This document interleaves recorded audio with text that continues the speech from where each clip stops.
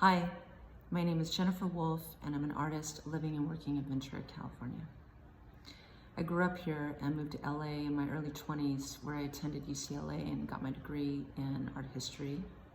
I lived in LA for 25 years, mostly Venice Beach. During that time, I also received my Master of Fine Arts from Otis College of Art and Design. I've always been an artist.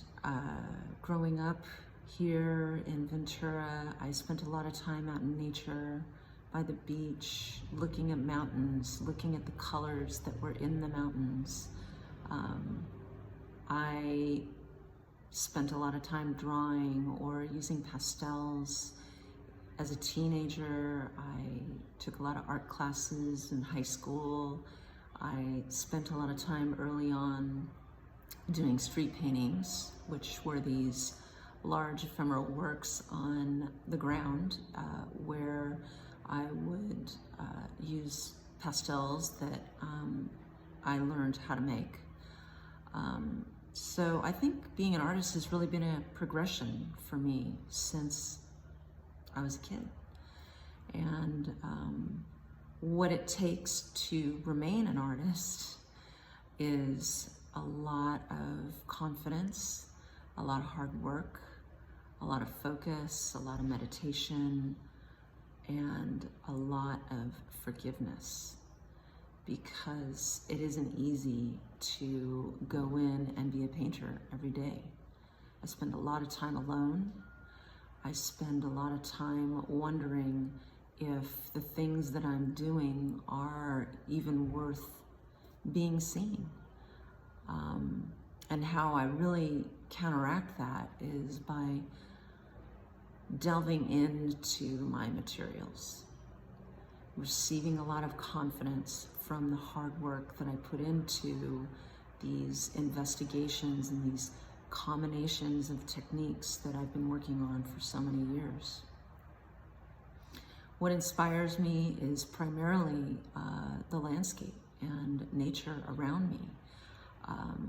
It also is an important thing for me to be informed by my materials.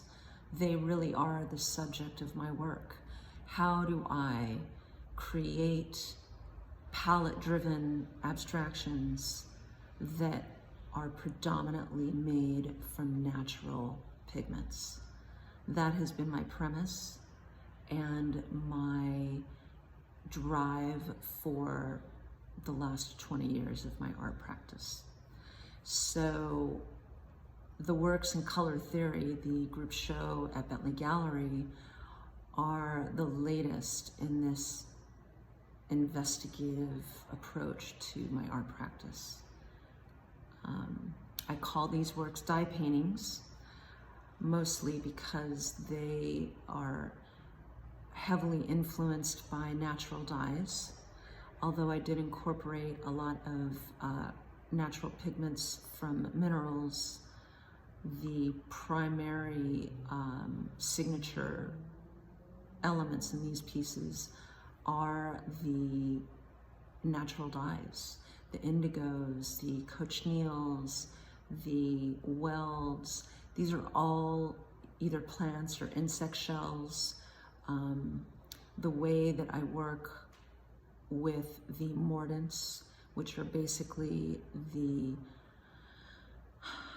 fixatives for the silks that I hand dye and then paint on top of with different mediums and minerals.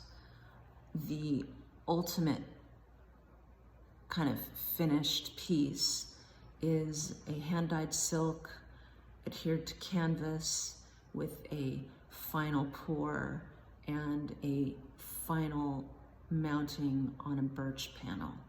So it's definitely a multi-layered process of creating this new body of work. What I love about it is that it's something I hadn't done before.